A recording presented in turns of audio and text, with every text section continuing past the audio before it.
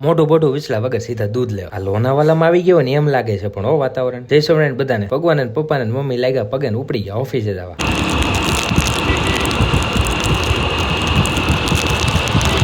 પોગી ગયા ઓફિસ. હાલો જરાક આ પાણીનો સદુપયોગ તો કરી લેવી ને. આટલો બધો વરસાદ આવે ને બાકડા બિચારા નાયા વગર ના રહી જાય, એમ કેમ હાલે ભલા માણસો? પેલું પંત ને ભગવાન લાગ્યા પગે ને પછી બેઠા કામે.